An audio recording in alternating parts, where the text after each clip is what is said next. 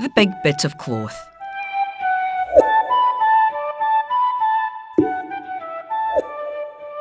Aunty Molly had been making curtains.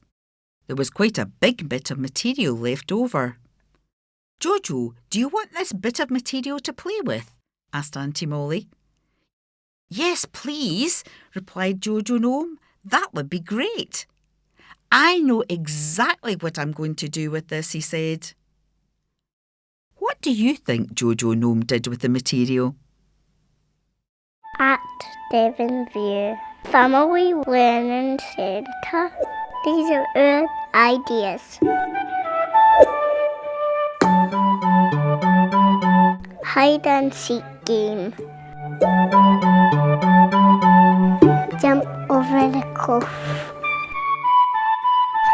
Hide things under the cloth. Or make a den. These are our ideas. What's yours? We love you, JoJo Gnome.